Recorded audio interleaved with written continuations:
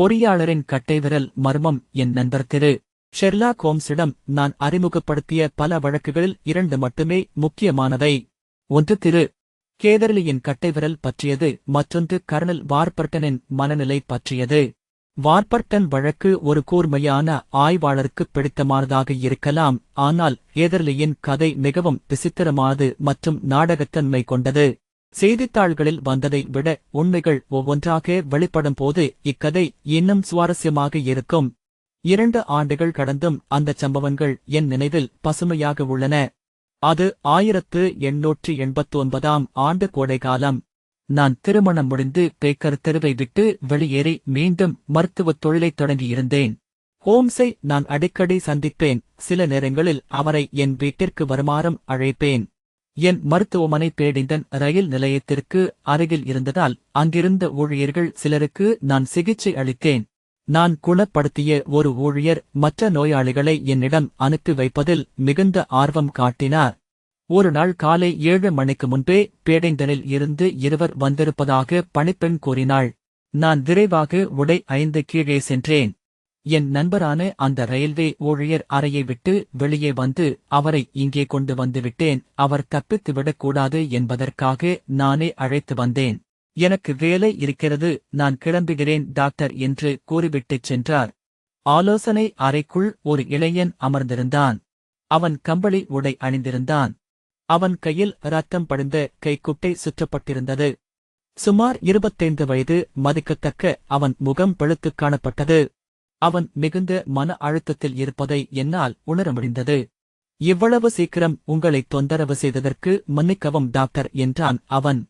இரவில் எனக்கு ஒரு விபத்து ஏற்பட்டது. பேடிங்டன் வந்திறங்கியதும் இந்த ஊழியர் என்னை உங்களிடம் அழைத்து வந்தார். அவன் கொடுத்த அட்டையில் திரு விக்டர் ஹெதர்லி, நீரியல் பொறியாளர், 16A விக்டோரியா தெரு என்று இருந்தது. இரவு பயணத்தால் அவன் களைப்படைந்திருப்பான் என்று நான் அவரிடம் கூறினேன். ஆனால் அவன் திடீரென்று சத்தமாக சிரிக்கத் தொடங்கினான். அது ஒருவித நரம்பு தளர்ச்சியால் வந்த சிரிப்பு. நான் அவனை கட்டுப்படுத்தி தண்ணீரில் சிறிது பிராந்தி கலந்து கொடுத்தேன். அவன் மெல்லத் தேறினான். நான் முட்டாள்தனமாக நடந்து கொண்டேன் என்று வருந்தினான். பரவாயில்லை, இதைக் குடியுங்கள் என்று நான் அவனுக்கு ஆறுதல் கூறினேன். டாக்டர், என் கட்டைவிரல் இருந்த இடத்தை பாருங்கள் என்று கூறி தன் கைக்குட்டையை அவன் அவிழ்த்தான். அதைப் பார்த்து எனக்கு அதிர்ச்சியாக இருந்தது. அவரது கட்டைவிரல் வேரோடு வெட்டப்பட்டிருந்தது. இது பயங்கரமான காயம், இரத்தம் அதிகமாக வெளியேறியிருக்குமே என்றேன். அவன் மயக்கமடைந்ததாகவும் பிறகு ஒரு சிறு குச்சியைக் கொண்டு இரத்தப்போக்கை நிறுத்தியதாகவும் கூறினான். ஒரு பொறியாளராக அவனுக்கு அந்த தொழில்நுட்பம் தெரிந்திருந்தது. இது ஒரு கனமான கூர்மையான ஆயுதத்தால் செய்யப்பட்டிருக்கிறது என்று நான் காயத்தை பரிசோதித்தபடி கூறினேன். ஆமாம், ஒரு பெரிய கத்தி போதது என்றான் அவன். இது விபத்தா என்று நான் கேட்டபோது, இல்லை, இது ஒரு கொலை முயற்சி என்று அவன் கூறியது என்னை திடுக்கிட வைத்தது. நான் காயத்தை சுத்தம் செய்து மருந்து வைத்துப் போட்டேன். அவன் வலியைப் பொறுத்துக் கொண்டு அமைதியாக இருந்தான்.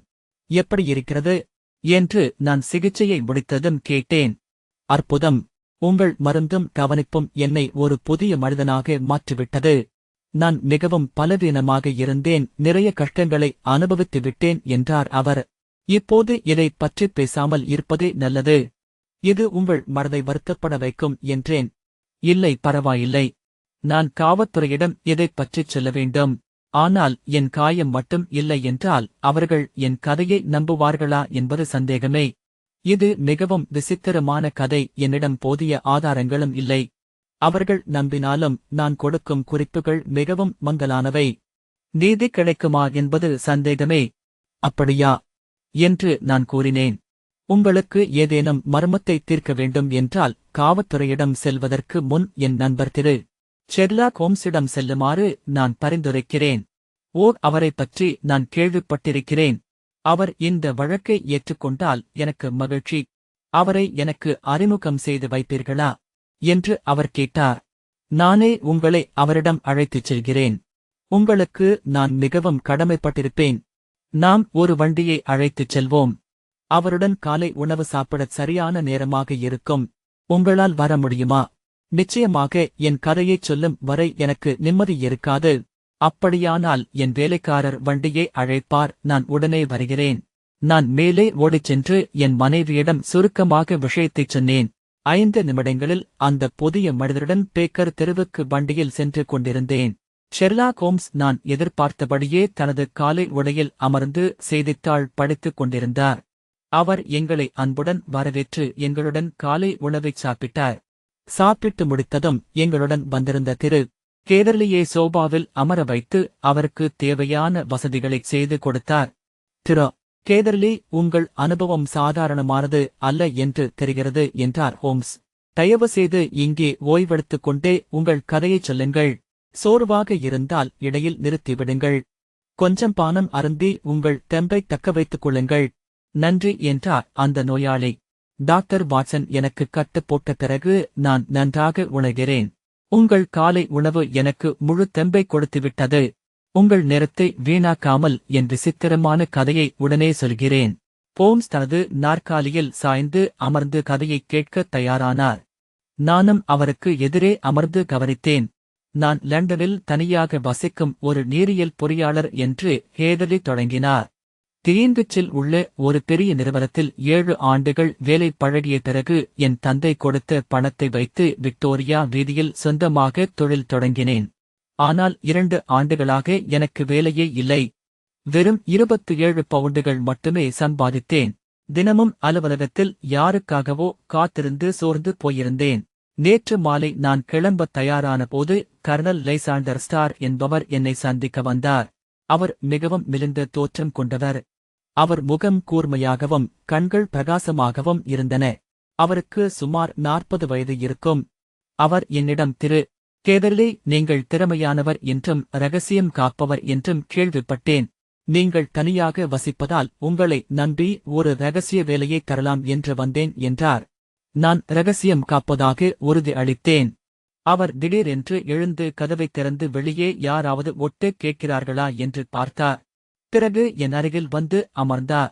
அவரது விசித்திரமான செய்கைகள் எனக்கு பயத்தை தந்தாலும் வேலை கிடைக்க வேண்டுமே என்ற கவலையில் நான் அமைதியாக இருந்தேன். ஒரு இரவு வேலைக்கு 50 கினி பணம் தருகிறேன் என்றார் அவர். ஒரு இயந்திரத்தை பழுது பார்க்க வேண்டும் என்று சொன்னார். வேலை எளிதாகவும் ஊதியம் அதிகமாகவும் இருந்ததால் நான் சம்மதித்தேன். இன்று இரவு கடைசி ரயிலில் வரச் சொன்னார். எங்கே வர வேண்டும் என்று நான் கேட்டேன். பெர்க்சயரில் உள்ள ஐஃபோல்டு கிராமத்திற்கு வர வேண்டும். இது ஆக்ஸ்போர்டுஷையர் எல்லைக்கு அருகில் ரீடிங்கிலிருந்து 7 மைல் தொலைவில் உள்ளது. பாடிங்டனில் இருந்து வரும் ரயில் உங்களை இரவு 11:15 மணிக்கு அங்கு கொண்டு சேர்க்கும். சரி, உங்களை அழைத்துச் செல்ல நான் ஒரு குதிரை வண்டியுடன் வருவேன். அப்படியானால் நீண்ட தூரம் பயணிக்க வேண்டுமா? ஆமாம், எங்கள் இடம் ஊருக்கு வெளியே ஒதுக்குப்புறமாக இருக்கிறது. ஐபோர்டு ரயில் நிலையத்திலிருந்து அது 7 மைல் தூரம். அப்படியானால் நள்ளிரவுக்கு முன் அங்கு செல்ல முடியாது. திரும்ப வரவும் ரயில் இருக்காது என்பதால் நான் அங்கேயே தங்க வேண்டியிருக்கும். ஆமாம், நாங்கள் உங்களுக்கு தங்குவதற்கு வசதி செய்து தருகிறோம். அது கொஞ்சம் சங்கடமாக இருக்குமே. நான் வேறு ஏதாவது வசதியான நேரத்தில் வரக்கூடாதா? நீங்கள் தாமதமாக வருவதே நல்லது என்று நாங்கள் கருதுகிறோம். இந்த சிரமத்திற்காகத்தான் அனுபவம் குறைந்து உங்களுக்கு நாங்கள் அதிக பணம் தருகிறோம். இந்த பணத்தை கொடுத்தால் உங்கள் துறையில் உள்ள பெரிய நிபுணர்களையே வரவழைக்கலாம். உங்களுக்கு இதில் விருப்பமில்லை என்றால் இப்போதே விலறிக் கொள்ளலாம். எனக்கு கிடைக்கப் போகும் 50 கினி பணத்தைப் பற்றி யோசித்தேன். அது எனக்கு மிகவும் உதவியாக இருக்கும். பரவாயில்லை, உங்கள் விருப்பப்படியே வருகிறேன். ஆனால் நான் என்ன செய்ய வேண்டும் என்பதை தெளிவாகச் சொன்னால் நன்றாக இருக்கும் என்றேன். நிச்சயமாக. ரகசியம் காப்பதாக நீங்கள் வாக்கு கொடுத்ததால் உங்களுக்கு ஆர்வம் இருப்பது இயல்புதான். முழு விவரத்தையும் சொல்லாமல் உங்களை இதில் ஈடுபடுத்த எனக்கு விருப்பமில்லை. நம் பேச்சை யாரும் ஒட்டு கேட்கவில்லை அல்லவா? நிச்சயமாக யாரும் இல்லை. விஷயம் இதுதான். புல்லர்ஸ் எர்த் என்பது ஒரு விலையுயர்ந்த பொருள் என்பது உங்களுக்கு தெரிந்திருக்கும். அது இங்கிலாந்தில் ஒரு சில இடங்களில் மட்டுமே கிடைக்கிறது. கேள்விப்பட்டிருக்கிறேன். கொஞ்ச காலத்திற்கு முன்பு ரீடிங் நகருக்கு அருகில் ஒரு சிறிய இடத்தை வாங்கினேன். அங்கே ஒரு வகை விலையுயர்ந்த களிமண் இருப்பதை அறிந்தேன். அது என் பக்கத்து வீட்டுக்காரர்களின் நிலம் வரை நீண்டிருந்தது. அவர்களுக்கு அதன் மதிப்பு தெரியாது. அந்த நிலங்களை நான் மலிவாக வாங்க விரும்பினேன். அதற்கு பணம் தேவைப்பட்டதால் ரகசியமாக என் நிலத்தில் உள்ள மண்ணை வெட்டி எடுக்கத் தொடங்கினோம். அதற்கு ஒரு ஹைட்ராலிக் இயந்திரத்தை பயன்படுத்துகிறோம். அது இப்போது பழுதாகிவிட்டது. அதை சரி செய்யவே உங்கள் உதவி தேவை. இது ரகசியமாக இருக்க வேண்டும். யாராவது மொப்பம் பிடித்தால் என் திட்டம் பாழாகிவிடும். அதனால்தான் உங்களை யாரோடும் சொல்லாமல் ஐபோல்டு வரச் சொன்னேன். நான் சொல்வது புரிகிறதா? எனக்கு புரிகிறது என்றேன் நான். ஆனால் களிமண் எடுக்க ஏன் ஹைட்ராலிக் எந்திரம் என்றுதான் புரியவில்லை. அது எங்கள் ரகசிய முறை. மண்ணை செங்கற்களாக மாற்ற அதை பயன்படுத்துகிறோம் என்று அவர் சாதாரணமாகச் சொன்னார். மிஸ்டர் ஹேதர்லி, நான் உங்களை முழுமையாக நம்புகிறேன். இரவு 11:15 மணிக்கு ஐபோல்டு வந்துவிடுங்கள். நிச்சயமாக வருவேன். யாரிடமும் ஒரு வார்த்தை கூடச் சொல்ல வேண்டாம் என்று கூறிவிட்டு என் கையை ஒருவித குளிரான பிடியுடன் குலுக்கிவிட்டு அவர் வேகமாகச் சென்றார். அவர் சென்ற பிறகு எனக்கு கொஞ்சம் குழப்பமாக இருந்தது. சம்பளம் 10 மடங்கு அதிகம் என்பது மகிழ்ச்சி அளித்தாலும் அந்த மனிதரின் நடத்தையும் நள்ளிரவு பயணமும் எனக்கு பிடிக்கவில்லை. இருந்தாலும் பயத்தை விட்டுவிட்டு பேடிங்டன் சென்று ரயிலில் ஏறினேன். இரவு 11 மணிக்கு ஐபோல்டு நிலையத்தை அடைந்தேன். அங்கே அந்த கர்னல் எனக்காக காத்திருந்தார். அவர் பேசாமல் என் கையை பிடித்து ஒரு குதிரை வண்டியில் ஏற்றினார். வண்டியின் ஜன்னல்களை மூடிவிட்டு வேகமாக ஓட்டச் சொன்னார். ஒரு குதிரையா என்று ஹோம்ஸ் குறுக்கிட்டு கேட்டார். ஆமாம், ஒன்றுதான். அதன் நிறம் கவனித்தீர்களா? ஆமாம், அது ஒரு செம்பழுப்பு நிறக் குதிரை. அது களைப்பாக இருந்ததா அல்லது புத்துணர்ச்சியுடன் இருந்ததா? மிகவும் புத்துணர்ச்சியுடன் இருந்தது. நன்றி மிஸ்டர் ஹேதர்லி. உங்கள் கதையைத் தொடருங்கள் என்றார் ஹோம்ஸ் மரியாதையுடன். நாங்கள் சுமார் 1 மணி நேரம் பயணம் செய்தோம். கர்னல் லேசாண்டர் ஸ்டார்க் 7 மைல் என்று சொன்னார். ஆனால் வண்டி சென்ற வேகத்தை பார்த்தால் அது 12 மைல் தூரம் இருக்கும் என்று தோன்றியது. வண்டி ஜன்னல்கள் மங்கலாக இருந்ததால் வெளியே எதுவும் தெரியவில்லை. நான் பேச முயன்றாலும் கர்னல் சுருக்கமாகவே பதில் அளித்தார். கடைசியாக வண்டி ஒரு வீட்டின் முன் நின்றது. கர்னல் என்னை வேகமாக வீட்டிற்குள் இழுத்துச் சென்றார். நான் வீட்டின் முன்பகுதியை கூட பார்க்க முடியவில்லை. கதவு பலமாக சாத்தப்பட்டது. வண்டி கிளம்பிச் செல்லும் சத்தம் கேட்டது. வீட்டிற்குள் இருட்டாக இருந்தது. கர்னல் ஸ்டார்க் தீக்குச்சிகளைத் தேடி முணுமுணுத்துக் கொண்டிருந்தார். திடீரென்று ஒரு கதவு திறக்க ஒரு பெண் கையில் விளக்குடன் வந்தாள். அவள் அழகாகவும் விலை உயர்ந்த உடை அணிந்தும் இருந்தாள். அவள் ஏதோ ஒரு அந்நிய மொழியில் கேள்வி கேட்டாள். கர்னல் சுருக்கமாக பதிலளித்ததும் அவள் திடுக்கிட்டாள். அவர் அவள் காதில் ஏதோ ரகசியம் பேசி அவளை அறைக்குள் அனுப்பிவிட்டு விளக்குடன் என்னிடம் வந்தார். தயவு செய்து இந்த அறையில் சில நிமிடங்கள் காத்திருங்கள் என்று கூறி மற்றொரு கதவைத் திறந்தார். அந்தச் சாதாரண அறையில் ஒரு மேஜையும் சில ஜெர்மன் புத்தகங்களும் இருந்தன. கர்னல் விளக்கை ஓரிடத்தில் வைத்துவிட்டு உங்களை அதிக நேரம் காத்திருக்க வைக்க மாட்டேன் என்று கூறி இருட்டில் மறைந்தார். நான் அந்த புத்தகங்களை பார்த்தேன். அவை அறிவியலும் கவிதைகளும் சார்ந்தவை. ஜன்னல் வழியாக வெளியே பார்க்க முயன்றேன். ஆனால் அது பலமான மரக்கதவுகளால் மூடப்பட்டிருந்தது. அந்த வீடு மிகவும் நிசப்தமாக இருந்தது. ஒரு கடிகாரத்தின் சத்தம் மட்டுமே கேட்டது. எனக்கு ஒருவித நடுக்கம் ஏற்பட்டது. இந்த ஜெர்மன் ஆட்கள் யார்? ஏன் இப்படி தனியான இடத்தில் இருக்கிறார்கள்? நான் ஐபோல்டிலிருந்து 10 மைல் தொலைவில் இருந்தேன். ஆனால் எந்த திசை என்று தெரியவில்லை. என் பயத்தைப் போக்க நான் மெதுவாக பாடிக்கொண்டே அங்குமிங்கும் நடந்தேன். 50 கினி படத்திற்காக நான் இவ்வளவு சிரமப்பட வேண்டியிருந்தது. திடீரென்று எந்த சத்தமும் இல்லாமல் என் அறையின் கதவு மெதுவாகத் திறந்தது. அங்கே ஒரு பெண் நின்று கொண்டிருந்தாள். அவள் முகம் பயத்தில் வெளுத்துப் போயிருந்தது. சத்தம் போட வேண்டாம் என்று செய்கை செய்தாள். தயவுசெய்து இங்கிருந்து போய்விடுங்கள். இங்கே உங்களுக்கு எந்த நன்மையும் இல்லை என்று ரகசியமாக எச்சரித்தாள். நான் அவரிடம், அம்மா, நான் வந்த வேலையை முடிக்காமல் போக முடியாது. அந்த இயந்திரத்தை பார்க்காமல் நான் கிளம்ப மாட்டேன் என்றேன். அதற்கு அவர், இங்கே காத்திருப்பதில் பயன் இல்லை. சீக்கிரம் தப்பித்துச் செல்லுங்கள் என்று கைகளை கூப்பிக் கெஞ்சினார். ஆனால் எனக்கு என் பணமும் உழைப்பும் வீணாகக் கூடாது என்று தோன்றியது. அந்தப் பெண் சொல்வதை நம்பலாமா என்று எனக்குத் தெரியவில்லை. அதனால் நான் அங்கேயே இருக்க முடிவு செய்தேன். அப்போது மாடியில் யாரோ நடக்கும் சத்தம் கேட்டது. அந்தப் பெண் உடனே மறைந்துவிட்டாள். கர்னல் லேசாண்டர் ஸ்டார்க் மற்றும் பெர்குசன் என்ற இருவர் உள்ளே வந்தனர். இது என் மேலாளர் பெர்குசன் என்று கர்னல் அறிமுகம் செய்தார். கதவை நான் மூடித்தானே வைத்திருந்தேன் என்று அவர் சந்தேகமாக கேட்டார். அறை புழுக்கமாக இருந்ததால் நான் தான் திறந்தேன் என்று நான் சமாளித்தேன். நாங்கள் இயந்திரத்தை பார்க்க மாடிக்குச் சென்றோம். அந்த வீடு மிகவும் பழையதாகவும் பாழடைந்தும் காணப்பட்டது. சுவர்களில் ஈரப்பதம் படிந்து பாசி பிடித்திருந்தது. அந்த பெண் எச்சரித்தது என் நினைவுக்கு வந்தது. அதனால் நான் என் துணையாக வந்த இருவரையும் எச்சரிக்கையாக கவனித்தேன். கர்னல் ஒரு சிறிய அறைக்கு என்னை அழைத்துச் சென்றார். நான் இப்போது ஒரு ஹைட்ராலிக் அழுத்த இயந்திரத்திற்குள் இருக்கிறோம். இதன் மேல் பகுதி ஒரு பெரிய பிஸ்டன் போல கீழே இறங்கும். இது டன் கணக்கான எடையுடன் அழுத்தும். இந்த இயந்திரம் இப்போது சரியாக வேலை செய்யவில்லை. இதில் என்ன குறை என்று பார்த்துச் சொல்லுங்கள் என்றார். நான் அவரிடமிருந்து விளக்கை வாங்கி அந்த இயந்திரத்தை நன்றாக பரிசோதித்தேன். அது உண்மையிலேயே மிகப் பெரியது, அதிக அழுத்தத்தை கொடுக்கக்கூடியது. நான் வெளியே சென்று அதை இயக்கும் இவர்களை அழுத்தியபோது ஒரு மெல்லிய சத்தம் கேட்டது. ஒரு பக்க குழாயில் தண்ணீர் கசிவதை நான் உணர்ந்தேன். ஒரு ரப்பர் வளையம் சுருங்கியதால் அந்த ஓட்டை சரியாக மூடப்படவில்லை.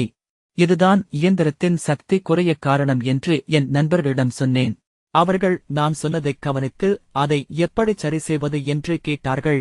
நான் விளக்கிய பிறகு ஆர்வத்தினால் இயந்திரத்தின் உள்ளே சென்று பார்த்தேன். அவர்கள் சொன்ன புல்லர்ஸ் கதை பொய் என்று எனக்கு புரிந்தது.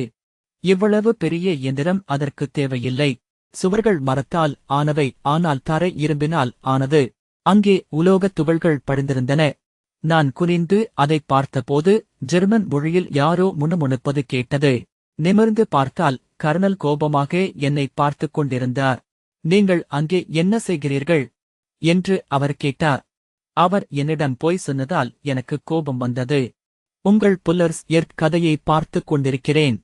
இந்த இயந்திரம் எதற்காக பயன்படுகிறது என்று தெரிந்தால் என்னால் சரியாகச் சொல்ல முடியும் என்றேன். நான் அப்படிச் சொன்னவுடனேயே பயந்துவிட்டேன். கர்னலின் முகம் மாறியது. அவர் கண்கள் கோபத்தில் மின்னின. சரி, இந்த இயந்திரத்தைப் பற்றி நீ முழுமையாக தெரிந்து கொள்வாய் என்று கூறிவிட்டு அவர் பின்வாங்கி கதவை வேகமாக பூட்டினார். நான் ஓடிச் சென்று கதவைத் தள்ளினேன். ஆனால் அது திறக்கவில்லை. ஹலோ கர்னல், என்னை வெளியே விடுங்கள் என்று கத்தினேன். அந்த அமைதியில் திடீரென்று ஒரு சத்தம் கேட்டது. என் இதயம் தொண்டைக்கே வந்துவிட்டது. இயந்திரம் வேலை செய்யத் தொடங்கிவிட்டது. நான் வைத்திருந்த விளக்கின் வெளிச்சத்தில் கருப்பு நிறக்கூரை மெதுவாக என் மேல் இறங்குவதைக் கண்டேன். இன்னும் ஒரு நிமிடத்தில் நான் நசுங்கி இறந்து விடுவேன் என்று எனக்குத் தெரிந்தது. நான் கதவைத் தட்டி என்னை வெளியே விடும்படி கர்னலிடம் கெஞ்சினேன். ஆனால் இயந்திரத்தின் சத்தம் என் குரலை மறைத்தது.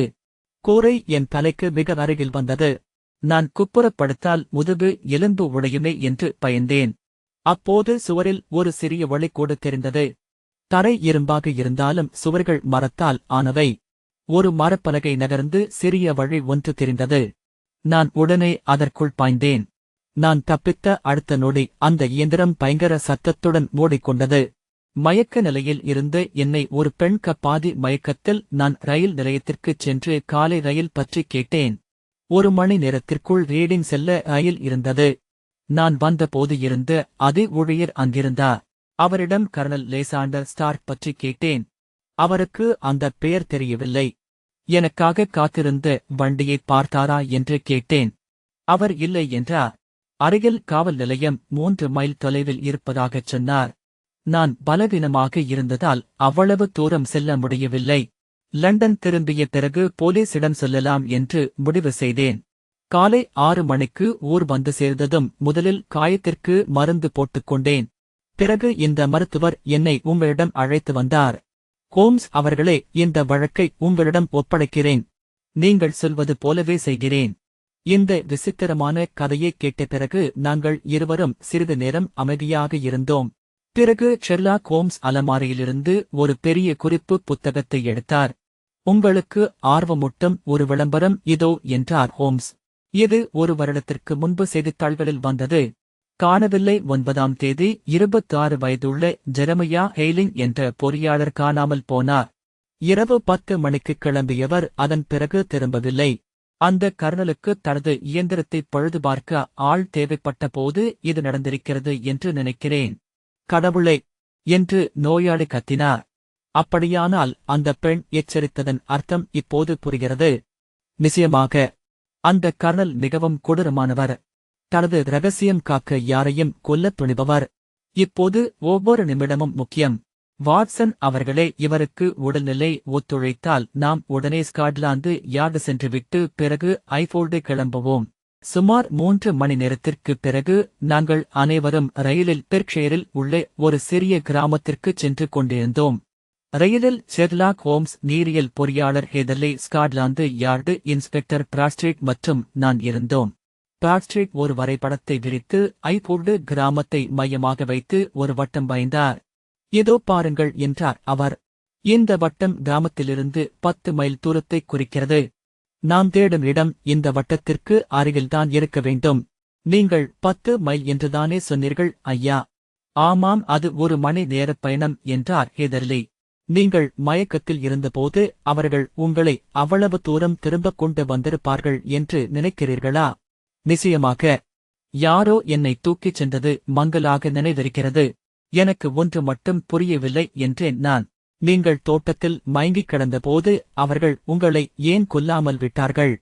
ஒருவேளை அந்த பெண்ணின் கெஞ்சலால் அந்த வில்லனின் மனம் மாறியிருக்குமோ? அப்படியிருக்க வாய்ப்பில்லை. அவன் முகம் மிகவும் கொடூரமானது என்றார் ஹேதர்லி. விரைவில் இதை கண்டுபிடித்து விடலாம் என்றார் பிராட்ஸ்ட்ரீட். நான் வட்டம் வரைந்துவிட்டேன், ஆனால் இதில் எந்த இடத்தில் அவர்கள் இருக்கிறார்கள் என்று தெரிந்தால் நன்றாக இருக்கும். அதை என்னால் சரியாகச் சொல்ல முடியும் என்றார் ஹோம்ஸ் அமைதியாக. அப்படியா என்று வியந்தார் இன்ஸ்பெக்டர். உங்கள் கருத்தைச் சொல்லுங்கள். தெற்கு பகுதியில் மக்கள் நடமாட்டம் குறைவு, அதனால் அங்கே இருக்கலாம் என்று நான் நினைக்கிறேன். கிழக்கு பக்கம் இருக்கலாம் என்றார் ஹேதர்லி. மேற்கு பக்கம் அமைதியான கிராமங்கள் உள்ளன, அங்கே இருக்கலாம் என்றார் மற்றொரு காவலர். நான் வடக்கு என்கிறேன் என்றேன் நான். ஏனென்றால் அங்கே மலைகள் இல்லை. வண்டி மேட்டில் ஏறியதாக ஹேதர்லி சொல்லவில்லை. இன்ஸ்பெக்டர் சிரித்துக்கொண்டே, ஆளுக்கு ஒரு திசையைச் சொல்கிறீர்கள். ஹோம்ஸ், உங்கள் முடிவு என்ன என்றார். நீங்கள் அனைவரும் சொல்வது தவறு. எல்லோருமே தவறாக இருக்க முடியாதே. முடியும். இதோ பாருங்கள் என்று வட்டத்தின் மையத்தில் விரலை வைத்தார் ஹோம்ஸ். இங்கேதான் அவர்கள் இருக்கிறார்கள். ஆனால் 12 மைல் பயணம் என்று ஹேதர்லி வியந்தார். 6 மைல் வெளியே சென்று மீண்டும் 6 மைல் உள்ளே வந்திருக்கிறார்கள். அவ்வளவுதான். நீங்கள் வண்டியில் ஏறியபோது குதிரை புத்துணர்ச்சியுடன் இருந்ததாகச் சொன்னீர்கள். 12 மைல் ஓடியிருந்தால் அது அப்படியிருந்திருக்காது. உண்மைதான், இது ஒரு நல்ல தந்திரம் என்றார் பிராட்ஸ்ட்ரீட். அவர்கள் கள்ள நாணயம் தயாரிப்பவர்கள், அப்படித்தானே? ஆமாம் என்றார் ஹோம்ஸ். அவர்கள் பெரிய அளவில் கள்ள நாணயங்களை தயாரிக்கிறார்கள். நாங்கள் ஐஃபோல்டு நிலையத்தை அடைந்தபோது மரங்களுக்குப் பின்னால் இருந்து பெரிய புகை மூட்டம் எழுவதைக் கண்டோம். ஏதாவது வீட்டில் தீப்பிடித்து விட்டதா என்று பிராட்ஸ்ட்ரீட் கேட்டார். ஆமாம் ஐயா என்றார் நிலைய அதிகாரி. எப்போது தீப்பிடித்தது? இரவில் தொடங்கியதாக கேள்விப்பட்டேன். இப்போது வீடு முழுவதும் எரிகிறது. அது யாருடைய வீடு? டாக்டர் பெக்கருடையது. டாக்டர் பெக்கர் ஒரு ஜெர்மானியரா? மெலிந்த தோற்றம் கொண்டவரா என்று ஹேதர்லி கேட்டார். நிலைய அதிகாரி சிரித்துவிட்டு, இல்லை, அவர் ஒரு ஆங்கிலேயர். ஆனால் அவரோடு ஒரு வெளிநாட்டவர் தங்கியிருக்கிறார். அவர் பார்ப்பதற்கு மிகவும் மெலிந்து பலவீனமாக இருப்பார் என்றார். நாங்கள் அந்த வீட்டை நோக்கி ஓடினோம். ஒரு பெரிய வெள்ளை நிறக்கட்டிடம் தீப்பற்றி எரிந்து கொண்டிருந்தது. அதுவேதான் என்று ஹேதர்லி உற்சாகமாக கத்தினார். நான் குதித்த ஜன்னல் அதுதான். கவலைப்படாதீர்கள் ஹேதர்லி என்றார் ஹோம்ஸ். உங்கள் எண்ணெய் விளக்குதான் இந்த தீக்கு காரணம். நீங்கள் தப்பிக்கும்போது அது இயந்திரத்தில் நசுங்கி தீப்பிடித்திருக்கிறது. ஆனால் அந்த திருடர்கள் இப்போது 100 மைல் தூரத்திற்கு அப்பால் தப்பிச் சென்றிருப்பார்கள் என்று பயப்படுகிறேன். ஹோம்ஸ் சொன்னது போலவே நடந்தது. அந்த பெண், அந்த ஜெர்மானியர், அந்த ஆங்கிலேயர் என யாரையும் மீண்டும் காணவில்லை. அவர்கள் ரெடிங் நகரை நோக்கி தப்பிச் சென்றதற்கான சில தடயங்கள் கிடைத்தன. ஆனால் அதற்கு மேல் ஹோம்ஸால் கூட அவர்களை கண்டுபிடிக்க முடியவில்லை. தீயணைப்பு வீரர்கள் அங்கு கண்ட விசித்திரமான விஷயங்களாலும் ஜன்னலில் கிடந்த மனித கட்டைவிரலாலும் அதிர்ச்சியடைந்தனர். மாலை நேரத்தில் தீ அணைக்கப்பட்டது. ஆனால் அதற்குள் கட்டிடம் முழுமையாக இடிந்துவிட்டது. அந்த பொறியாளருக்கு பெரும் நஷ்டத்தை ஏற்படுத்திய இயந்திரங்கள் உருக்குலைந்து போயின. அங்கு நிக்கல் மற்றும் தகரம் இருந்ததே தவிர நாணயங்கள் இல்லை. இதுவே அந்த பெரிய பெட்டிகளின் இரகசியத்தை விளக்கியது. மயக்கமடைந்த பொறியாளர் எப்படி தப்பினார் என்பது மண்ணில் இருந்த கால்தடங்கள் மூலம் தெரிந்தது. ஒரு சிறிய பாதம் மற்றும் ஒரு பெரிய பாதம் கொண்ட இருவர் அவரை தூக்கிச் சென்றிருக்கிறார்கள். அந்த அமைதியான ஆங்கிலேயரும் அந்த பெண்ணும் சேர்ந்துதான் அவரை காப்பாற்றியிருக்க வேண்டும். நாங்கள் லண்டன் திரும்பியபோது அந்த பொறியாளர் வருத்தத்துடன், எனக்கு இது பெரிய நஷ்டம். என் விரலையும் பணத்தையும் விழுந்துவிட்டேன். எனக்கு என்னதான் கிடைத்தது என்றார். அனுபவம் என்று ஹோம்ஸ் சிரித்துக் கொண்டே சொன்னார். இது உங்களுக்கு பிற்காலத்தில் மதிப்பானது. இந்தக் கதையைச் சொன்னாலே நீங்கள் எல்லோர் மத்தியிலும் புகழ்பெற்ற மனிதராகிவிடுவீர்கள்.